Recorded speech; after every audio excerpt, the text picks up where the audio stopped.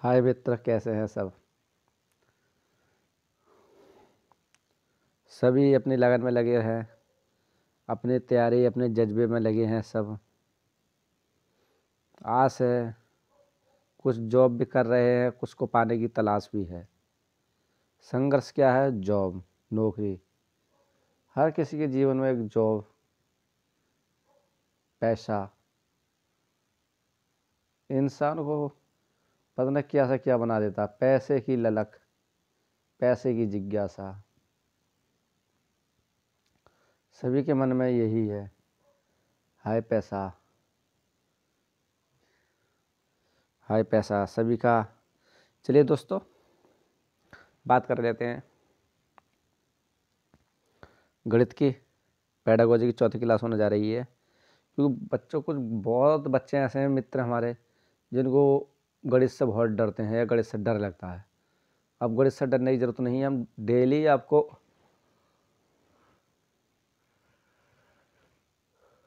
गणित pedagogy class करा रहे हैं।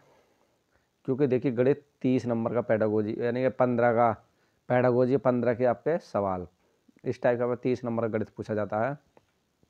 डरना नहीं है दोस्तों,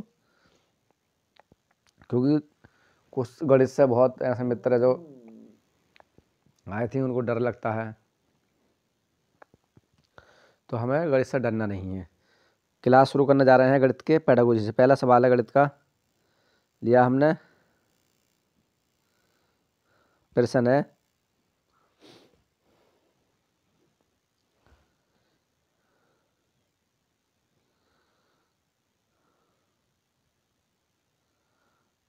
प्रश्न आपका है गणित का जो हमने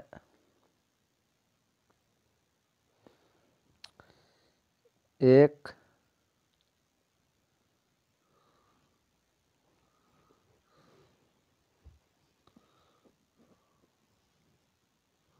सवाल कह रहा है आपका,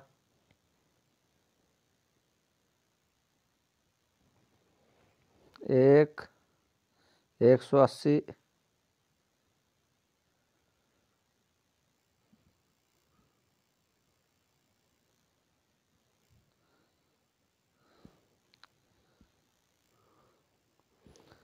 एक 180 सेमी लंबे तार को आयत का रूप दिया गया है। यदि उसकी चौड़ाई 30 सेमी है तो उसकी देखिए, जो आपकी चौड़ाई है 30 सेमी और उसकी लंबाई क्या होगी। जो हमारे 180 सेमी लंबी तारों को आयत का परिमाप दिया गया है। अगर हम इस प्रश्न की बात कर लेते हैं तो उसमें पूछा है लंबाई 30 सेमी है तो उसकी चौड़ाई क्या होगी। जैसे हम मान लेते हैं कोई सा भी आपका, इस टाइप से मान लो इसको, इस टाइप से ए बी सी डी। तो हम मान लेते हैं इसको, आपका जो आयत है, आयत आयत है A B C D, A B C और ये आपका डी। परिमाप कितना है हमारा? 180 है। कितना है आपका? 180। 180 है तो आयत का परिमाप कितना होगा? अगर आयत परिमाप की बात कर लेते हैं तो हमारा जो आयत आपका है लंबाई, लंबाई और आपका प्लस चौड़ाई, चौड़ाई, इस फार्मूले से ये निकलता है, जिसका 2 आगे लगा देंगे, इसका लंबाई प्लस चौड़ाई। जब लंबाई प्लस चौड़ाई हम बात कर लेते हैं तो हम एक कितना है, लंबाई चौड़ाई कितना होगा आपका? 60। 60 तो हमारी लंबाई कितनी होगी? 60 और 60 दूनी 120, तो जब हमारी कितना हो जाएगा, आपकी इसकी लंबाई हो जाएगी, लंबाई 30 सेमी है हमारी, वो कितना है आपका? 30। तो आपका 30 गुणा 2,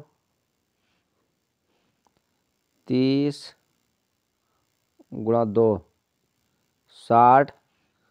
अब 60 में से 80, 180 में से हम 60 निकाल देंगे तो बचा आपका कितना 120। 120 को हम 200 मल्टीप्लाई कर देंगे तो कितना आ जाएगा आपका 60। तो ये क्या है आपका 60 सेमी। इस टाइप को देखिए आयत 30 सेमी है, तो हमारा जो फार्मूला लगता है इसमें, तो इसमें कौन सा आंसर है 60। 60 इसका आंसर सही है।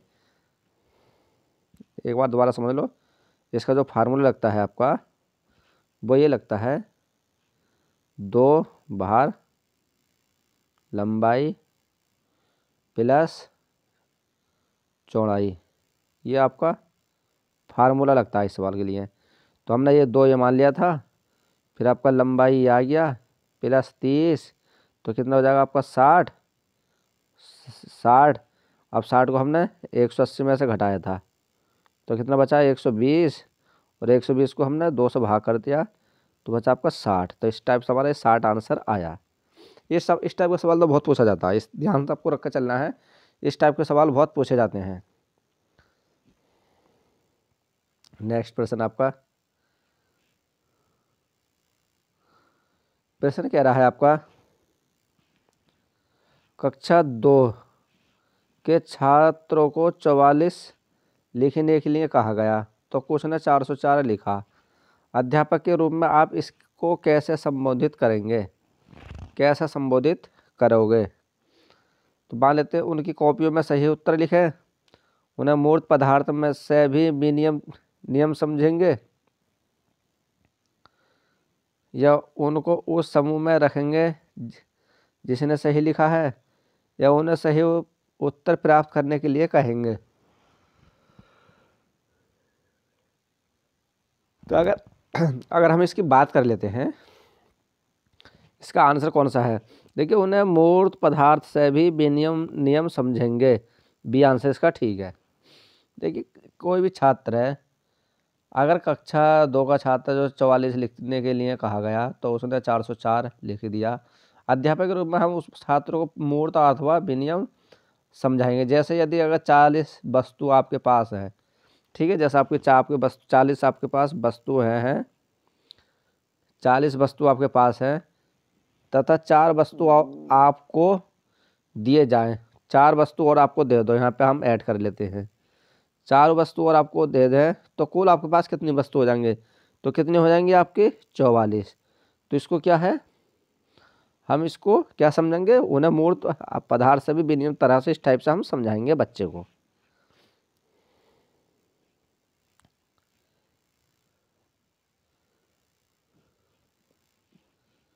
तीसरा प्रश्न, गणित के प्राथमिक पाठ्यक्रम में प्रतिचित्रण का परिचय देने का मूल्य प्रयोजन है।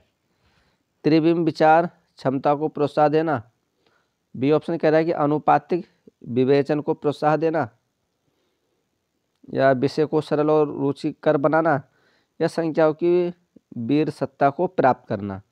अगर हम बात करें कि गणित के प्राथमिक पाठ्यक्रम में प्रतिचित्रण का परिचय देने का मूल्य क्या है। अगर हम जो प्रश्न तीसरा कह रहा है आपका कि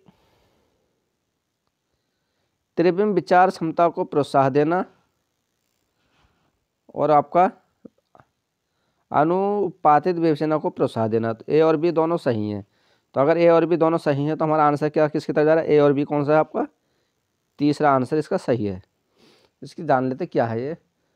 देखिए गणित के जो माध्यमिक पाठ्यक्रम में प्रतिचित्रण का परिचय देने का मुख्य स्रोत त्रिविम विचार क्षमता तथा अनुपातिक विवेचना को प्रोत्साहन देना होता है।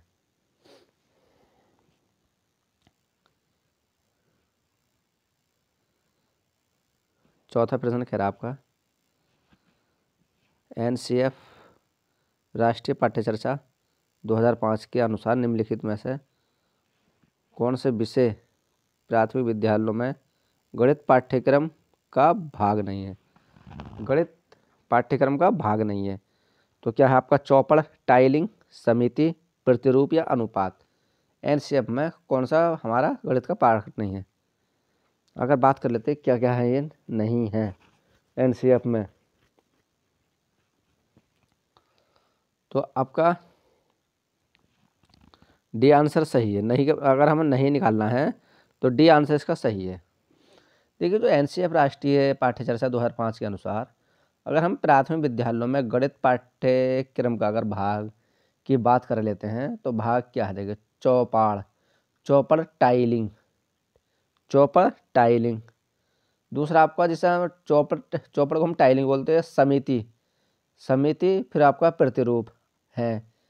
जबकि जो अनुपात है आपका, ये प्राथमिक विद्यालय में गणित पाठ्यक्रम का भाग नहीं है, एनसीएफ में कहा है आपके।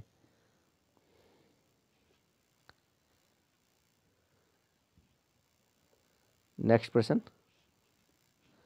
कह रहा है आपका, देखिए, सूत्रों का प्रयोग किए बिना अध्यापन निम्नलिखित में से किन साधनों को शिक्षण अधिगम सामग्री का प्रयोग ये दर्शाने के लिए कर सकता है कि विभिन्न आयामों वाले दो आयतों का क्षेत्रफल समान हो सकता है?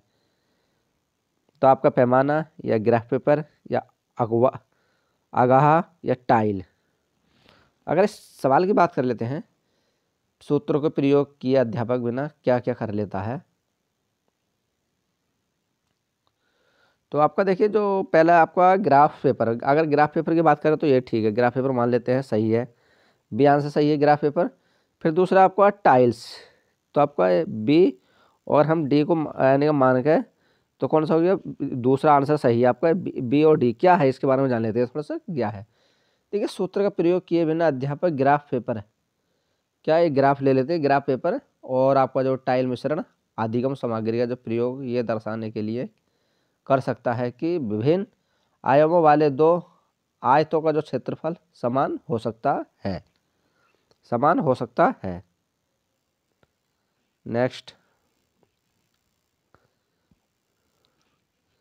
निम्न में से गणित में उपलब्धि कम होने का कारण क्या हो सकता है? लिंग, सामाजिक संस्कृति पृष्ठभूमि, या गणित का शुभ रूप, या व्यक्ति के स्वाभाविक क्षमता।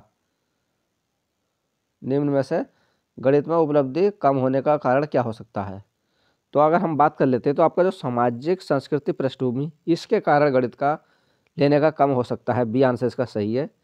देखिए, जो गणित में जो उपलब्धि कम होने का जो कारण है आपका, जो विकल्प अगर हम माने तो सामाजिक, जो समाज आपका, या संस्कृति या पृष्ठभूमि हो सकती है, क्योंकि जो हमारा समाज या संस्कृति है, इससे कुछ बच्चों पे जिज्ञासा इस टाइप से पड़ती है कि वो गणित लेने में थोड़ा सा आई थिंक प्रॉब्लम हो जाती है उन बच्चों को। 7वां प्रश्न, प्राथमिक कक्षाओं में बच्चों को गणित पढ़ाने के लिए बनाई जाने वाली पाठ्य योजना का निम्नलिखित कौन सा अति महत्वपूर्ण पहलू है? पाठ्य पुस्तकों अनुक्रम का अनुसरण करना, गणित संकल्पनाओं को रचनात्मक ढंग से प्रस्तुत करना, या विद्यार्थियों को अवसर देना कि वे संकल्पनाओं की संरचना करें, या क्रियाकलापों को लिखने को। देखिए, गणित में संकल्पनाओं को संरचनात्मक ढंग से प्रस्तुत करना, या आपका देखिए विद्यार्थियों को अवसर देने में भी संकल्पनाओं की संकल्पना यानी की संरचना करना। अब जो हमारा प्रश्न किसकी ओर इशारा कर रहा है कि इसमें आंसर कौन सा सही एकदम सटीक होगा? अगर इस प्रश्न की हम बात कर लेते हैं, प्राथमिक कक्षा में बच्चों को गणित पढ़ने के लिए, तो इसका जो आंसर है आपका सी आंसर बिल्कुल सटीक है। देखिए, विद्यार्थियों को अवसर देना कि वे संकल्पनाओं की संरचना करें। अवसर देने की बात कर लेते हैं, अवसर है क्या? देखिए, जो प्राथमिक कक्षा में बच्चों को गणित पढ़ने के लिए बनाई जाने वाली जो पाठ्य योजना है, योजना का जो आती है हमारा महत्वपूर्ण पहलू है, जो विद्यार्थियों को अवसर देना, बार बार अवसर देना कि वे संकल्पनाओं की संरचना करें और कुछ सीख सके बच्चे। तो ये आंसर हमारा इशारा कर रहा है कि ये आंसर सीख ठीक है, कि बच्चे उसमें कुछ सीख सकें। 7वें का सी आंसर सही है आपका। पेडागोजी देखिए बहुत इजी है, 15 नंबर बहुत फ्री के हैं। आपने 15 नंबर को कभी मत गंवाना। जिनके पेपर हो चुके हैं और जिनके होने वाले हैं उनको ढेर ढेर शुभकामनाएं सभी को, पर अपने इन 15 नंबर को बहुत इजी से गंवाना मत। इस टाइप से हम आपको बार बार पेडागोजी करा रहे हैं कि ताकि सब अच्छे नंबर ला सके अपने। 8वां प्रश्न कह रहा है, निम्नलिखित में से किसे रचनात्मक संरचनावादी गणितीय कक्षा का लक्षण नहीं माना जा सकता? निम्नलिखित में से किसे रचनात्मक रचनावादी गणितीय कक्ष का लक्षण नहीं माना जा सकता? अगर हम बात कर लें गणित के अधिगम में भाषा और संवादों की भूमिका पर उचित ध्यान दिया जाता है। यह अध्यापक स्वीकार करता है कि दी गई अग्नोन्य क्रिया को विभिन्न विद्यार्थी अलग अलग प्रकार से समझ सकते हैं। अगर जो हम इस प्रश्न का जो इशारा कर रहा है, इसमें पूछा कि नहीं माना जा सकता। फिर आपका प्राथमिक स्तर पर आकलन के लिए विशेष प्रकार की परीक्षा का प्रयोग किया जा सकता है। गणित में दूसरे पाठ्य स्तर क्षेत्रों के बीच के संबंध को उजागर किया जा सकता है। इसमें प्रश्न कह रहा है कि इसमें नहीं माना, हमें नहीं शब्द निकाला, नहीं माना जा सकता। कह रहा है कि निम्नलिखित में से संरचनात्मक रचनावादी गणितीय कक्ष का लक्षण नहीं माना जा सकता। अगर हम बात कर लें, देखिए गणित के अधिगम भाषा संवादों की भूमिका पर उचित ध्यान दिया जाता है, ये ठीक है, ये बात सही है। इसको अध्यापक स्वीकार करता है कि दी गई अग्नोन्य क्रिया को विद्यार्थी अलग अलग प्रकार से समझते हैं, ये भी ठीक है। और अब कौन सा गलत है, हमें वही आंसर सही होगा इसमें। और ये पूछा कि प्राथमिक स्तर पर आकलन के लिए विशेष प्रकार की परीक्षा प्रयोग किया जाना चाहिए, तो इसका यही आंसर आपका सही है। और गणित एक दूसरों के क्षेत्रों के बीच को संबंध को उजागर किया जाता है, तो हमारा सी आंसर इसका ठीक है। क्योंकि इस पूछा कि नहीं है, तो हमारा ये नहीं सी नहीं है, बाकी ये सब सारे बच्चों के संबंधों को उनको अवसर देना, उनको सीख सके, इस पर ये रिलेटिव है। इसमें है कि ये हमारा इसके रिलेटिव नहीं है, तो इसका 8 का सी आंसर ठीक है।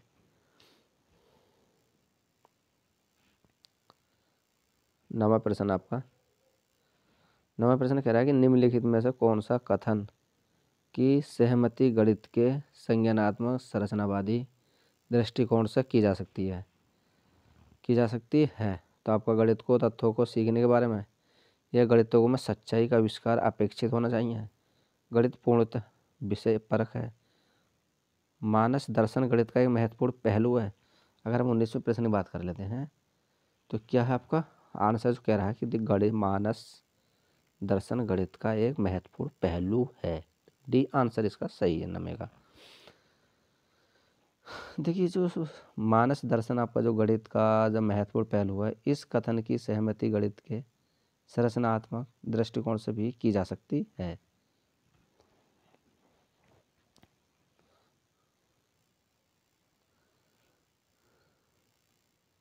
10वां प्रश्न आपका निम्नलिखित में से कौन सा क्रियाकलाप बच्चों में त्रिविम समझने को विकसित करने के लिए अधिक उपयुक्त है।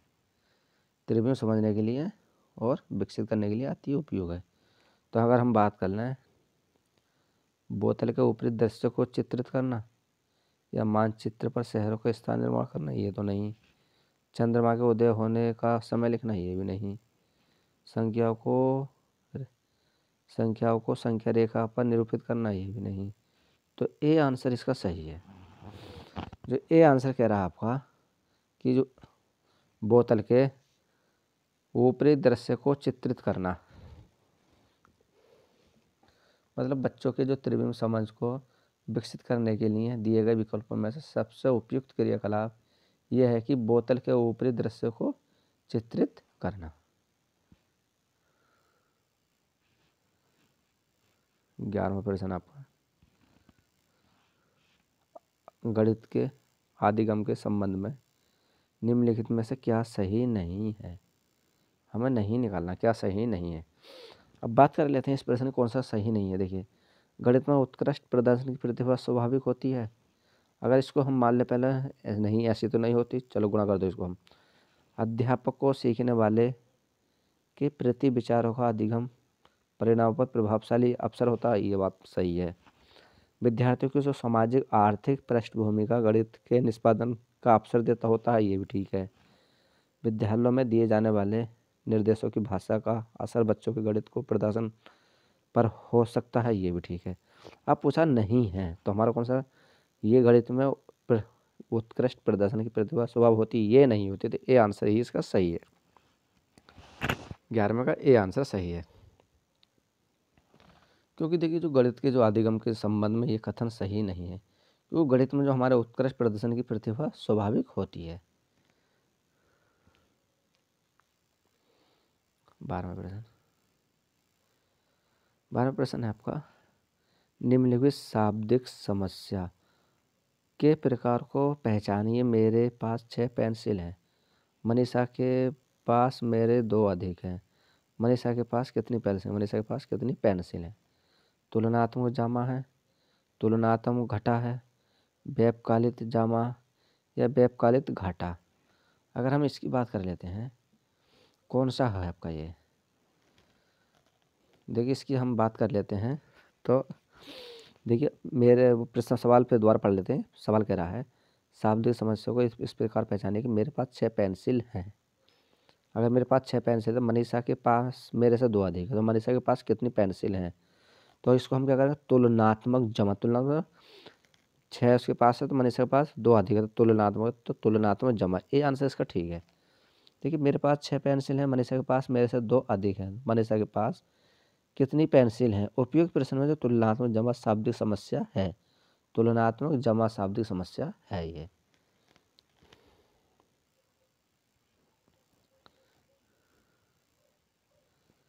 तेरहवां प्रश्न, हिंदू अरबी गणना प्रणाली के निम्नलिखित में से कौन सा सही नहीं है। कौन सा सही नहीं है, देखो अगर हम बात कर लें इसकी, एक संख्या में एक की स्थिति इसका मान बताती है। चलो ठीक है, मानते ही सही है। ये योगात्मक प्राकृतिक का है, ये भी ठीक है, मान सही है। इसमें आधार की 2 प्रणाली का पालन किया जा सकता है, नहीं। ये गुणनात्मक प्रकृति, ये भी ठीक है। तो आपका जो प्रश्न करेगा हिंदू अरबी गणना प्रणाली के लिए निम्नलिखित में कौन सा सही नहीं है, तो सी सही नहीं है। तो सी आंसर सही है, 13 का सी है। क्योंकि जो हिंदू अरबी जो आपकी गणना प्रणाली के लिए है, ये कथन असत्य है, क्योंकि इसके आधार पर 2 की प्रणाली का पालन किया जाता है, जबकि अन्य कथन में ये हिंदू अरबी को सही माना है ये।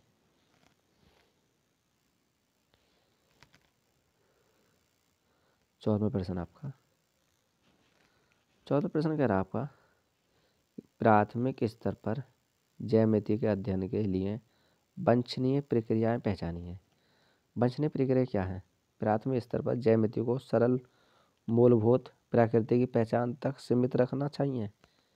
ये आपका जो बी है, अध्यापक को प्रारंभ में सरल आकृतियों की स्पष्ट परिभाषा देनी चाहिए और उदाहरण लिखने चाहिए या नहीं।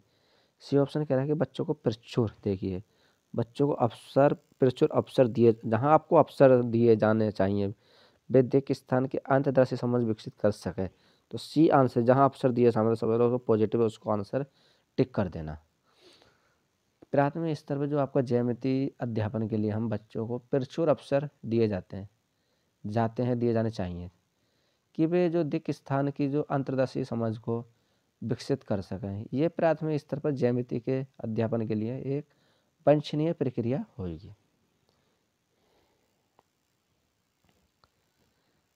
15वां प्रश्न है, निम्नलिखित में से क्या गणितीय तर्कण का सूचक है। तो अब बात कर लेते हैं, गणितीय संकल्पनाओं की परिभाषा देने की क्षमता।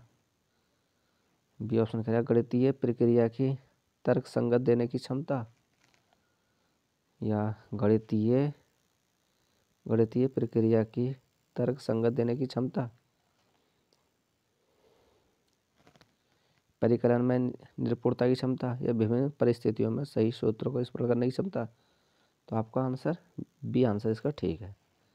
गणितीय जो प्रक्रिया की तर्क संगत देने की क्षमता एक गणितीय तर्कण का सूचांक है ये। गणितीय तर्क का एक सूचांक है ये। नेक्स्ट प्रश्न आपका, प्रश्न क्या रहा आपका, देखिए इस टाइप के प्रश्न बहुत आते हैं, आरोही वाला प्रश्न बहुत आता है इस टाइप के। किससे पूछ लेगा, देखिए आरोही क्रम में व्यवस्थित करने पर निम्नलिखित में से कौन सी संख्या तृतीय स्थान पर है। अब इसमें पूछा कि आरोही क्रम अगर हम कौन से स्थान पर तृतीय स्थान पर संख्या है। अगर हम इसको आरोही कर लेते हैं, देखिए पहले सबसे छोटी संख्या ले लेते हैं। अगर हम सबसे छोटी संख्या की बात कर लेते हैं, सबसे छोटी संख्या कौन सी होगी, देखो हमारी सबसे छोटी संख्या होगी 0.77। फिर हमारा ये ईस्ट की तरफ जा रहा है, ये सारा इधर छोटी संख्या है। फिर क्या आएगी उसके बाद में, हमारी आ जाएगी 7, क्या आ जाएगी आपकी 7.007, ये सबसे छोटी हो गई। फिर उससे छोटी आ जाएगी आपकी 7.7, फिर आपकी 7.07 इस टाइप से छोटी हो गई। नहीं, जो हमारे वो सॉरी इस टाइप से नहीं आएगा हमारा, क्रम से लगाना, आरोही क्रम में, इस टाइप से नहीं आपका। अगर हम ले लेते हैं पहले सबसे 0.7 इस टाइप से आरोही, फिर आपका हम ले लेंगे इस टाइप से, मार्कर नहीं चल लिया सही से, फिर आपका 7.70,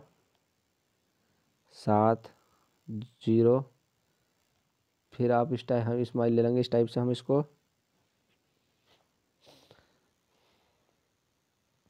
7.707 इस टाइप से हम लेते। इन्होंने पूछा तीसरी संख्या कौन सी होगी हमारी तीसरी संख्या कौन सी होगी। जो अगर हमें तीसरी संख्या की बात कर लेते हैं तो तीसरी संख्या होगी हमारी 7.7। तो सी आंसर इसका ठीक है। इसमें क्रम से लगाना, हमें आरोही क्रम में व्यवस्थित करना है। इस टाइप का प्रश्न बहुत पूछा जाता है, आप आराम से कर सकते हो। 1 नंबर फ्री का है, इस टाइप से क्रम से लगाना बस। नेक्स्ट सवाल,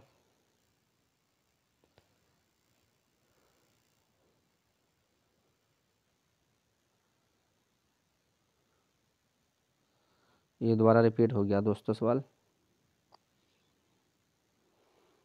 देखते हैं। चौड़ाई 30 सेमी है तो उसकी लंबाई क्या होगी।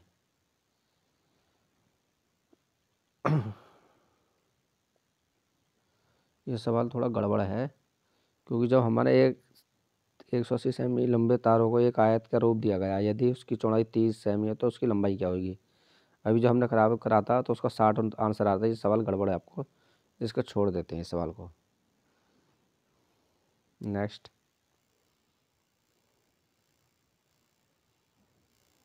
नेक्स्ट 18वां सवाल है।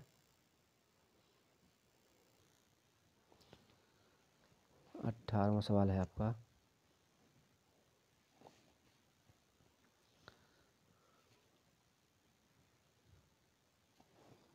अट्ठारह सवाल है। एक अध्यापक एक अध्यापक एक अध्यापक कक्षा 5 के छात्रों को निम्नलिखित कार्य देता है।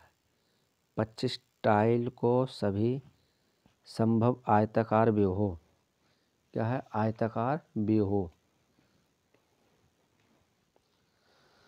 सभी संभव आयताकार व्यूहों में व्यवस्थित करें। इस कार्य में निम्नलिखित में से कौन से गणितीय धाराओं को संबोधित किया जा सकता है।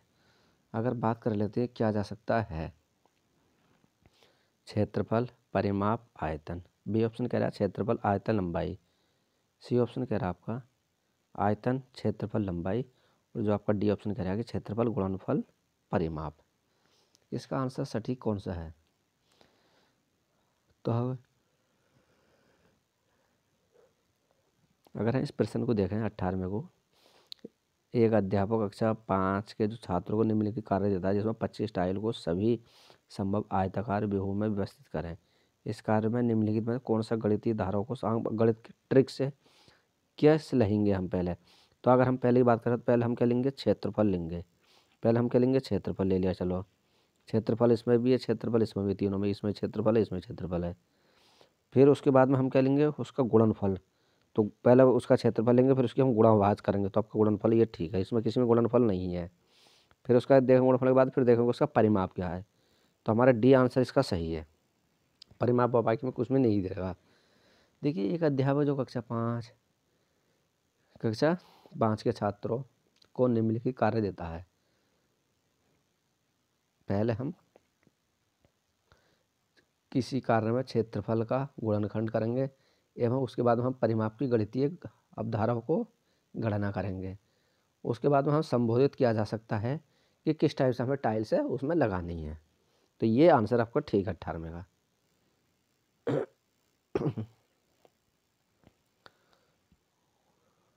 19वें प्रश्न है आपका। देखिए, पियाजे के प्रस्ताव के अनुसार माप में विभिन्न भौतिक राशियों के संरक्षण की योग्यता के विषय में सही कथन को पहचानिए। अब बात कर लें, भार के संरक्षण की समझ संख्याओं के संरक्षण से पहल आती है, या लंबाई के संरक्षण की समझ समझ संख्याओं के संरक्षण से पहले आती है। सी ऑप्शन कह रहा है भार के संरक्षण की समझ आयतन के संरक्षण से पहले आती है। देखिए, भार के जो संरक्षण की समझ है आयतन के संरक्षण से पहले आती है, तो सी आंसर इसका ठीक है।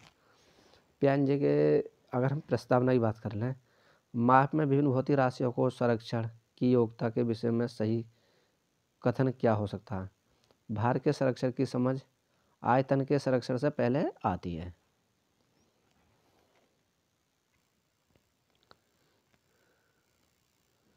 20वां प्रश्न है, बान हेले के स्तर जिसमें विकास की आवश्यकताओं का संकेत करते हैं, वह ज्यामिति चिंतन या भिन्न या संख्या की संकल्पना स्थानीय मान क्या होगा? स्थानीय मान क्या होगा? बैन हेले के अनुसार विकास तो किसकी तरफ जा रहा है कि ज्यामिति चिंतन। ये आंसर ठीक है, क्योंकि बैन हेले ने ज्यामिति स्तर पर विकास की अवस्थाओं को संकेत करते हुए कहा था कि ज्यामिति चिंतन है। और इन्होंने अपने बैन हेले के अनुसार सिद्धांत उन्होंने ज्यामिति में सोचने के समझने के 5 स्तर बताए थे। पहला आपका दृश्य वो विश्लेषण था, दूसरा अमूर्त था, तीसरा कठौती था, चौथा आपका कठोर था। अगर इस तरह शून्य से हमारा स्तर हुआ था इसका, तो 5 स्तर इस टाइप से थे। शून्य स्तर, फिर विश्लेषण, तीसरा अमूर्त, चौथा कठौती, 5वां है कठोरता। इस टाइप से उन्होंने 5 वो दिए थे इस तरह अपने बैन हेले ने।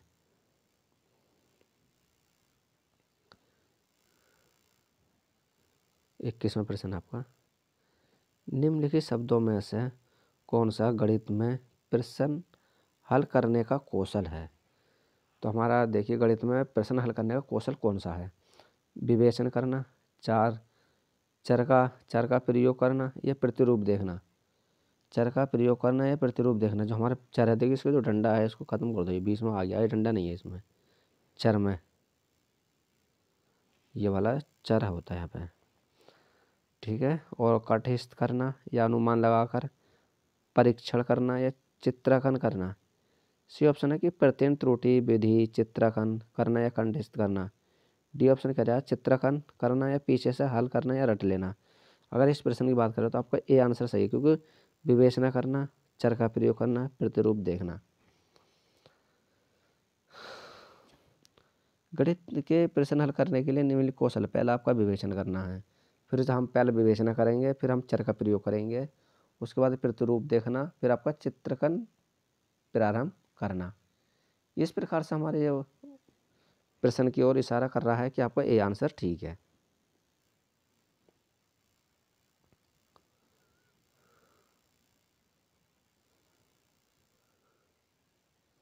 बाईसवां प्रश्न कह रहा है, 22वां प्रश्न कह रहा है आपका, 2 दशमलव वाले संख्याओं के गुणन जैसे कि 0.3 इंटू 0.2 बराबर 6 की संकल्पना को समझने के लिए निम्नलिखित में कौन सा शिक्षण अधिगम साधन उचित है? अगर कौन सा साधन उचित है? संख्या चार, ग्राफ पेपर, डायनेक्स ब्लॉक्स, या टेलर का गिनतारा। 22वें प्रश्न की बात कर लेते हैं, तो कौन सा सही है इसमें? अगर इस प्रश्न को देख लेते हैं तो आपका कहा है ग्राफ पेपर, बी आंसर सही है इसका, ग्राफ पेपर। क्योंकि शिक्षण अधिगम में 2 दशमलव वाली संख्याओं के गुणन जैसे कि 0.3 इंटू 0.2 बराबर 0.6 की संकल्पना को समझने के लिए ग्राफ पेपर का प्रयोग उचित है। ग्राफ पेपर का प्रयोग उचित है।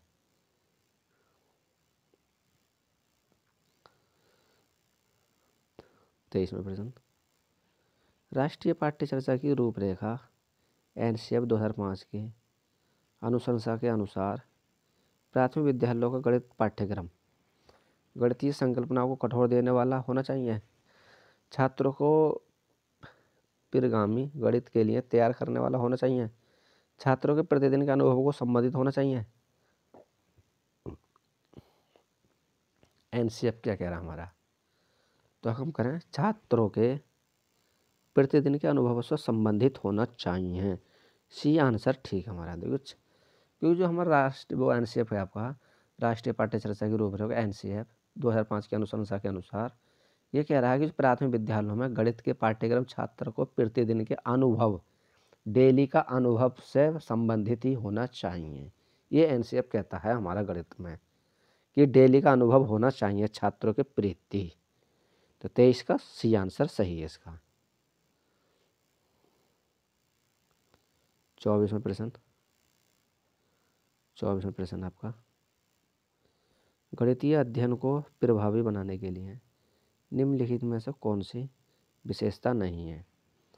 छात्रों की त्रुटि के प्रति रूप पर केंद्रित होना, प्रतिदिन के अनुभवों के साथ संबंध स्थापित करना, एक ही संकल्पना के लिए विभिन्न शिक्षण अधिगम का प्रयोग। डी ऑप्शन कह रहा है कि एक नई संकल्पना का परिचय देने के लिए समय के नियम का कठोरता से पालन करना नहीं। कठोरता से पालन तो हम नियम नहीं करते।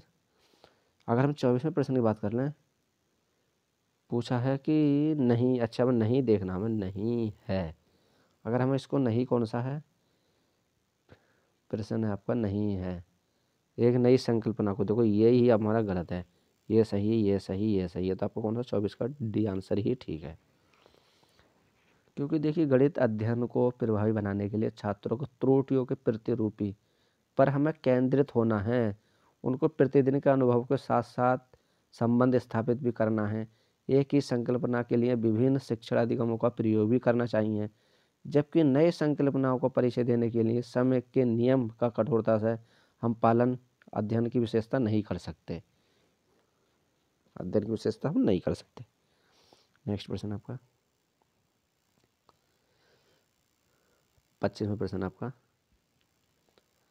25वां प्रश्न कह रहे हैं कि प्राथमिक स्तर पर विद्यार्थियों के गणित अधिगम का मूल्यांकन करने के लिए निम्नलिखित में से कौन से प्रभावशाली योजना नहीं है? देखिए फिर हमें इसमें क्या नहीं निकालना है, योजना नहीं है।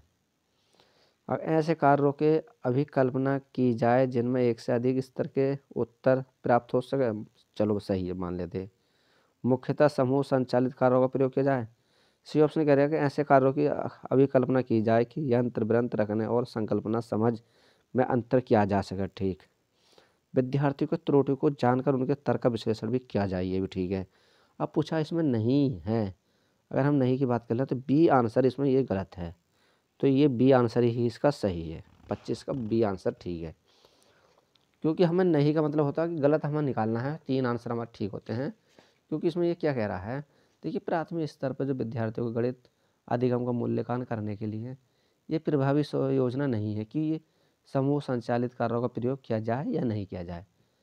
ओके फ्रेंड्स, ये रहे दोस्तों आपके 25 प्रश्न, बहुत महत्वपूर्ण प्रश्न रहे हैं। आशा करते हैं आपको ये क्लास पसंद आई होगी। अगर आप नए हो तो हमारे यूट्यूब चैनल को सब्सक्राइब कर लेना, और हो सके तो अपने दोस्तों के पास सेंड करते रहना, ताकि जो जिन्हें मैथ से डर लगता है, हम मैथ से डरने की ज़रूरत नहीं है। हम वादा करते हैं आपको मैथ में से 30 में से आपको 25 नंबर या 20 नंबर तो आपको टारगेट, अब 20-25 मैथ में से 30 में से 25 नंबर तो टारगेट दिलवाना है।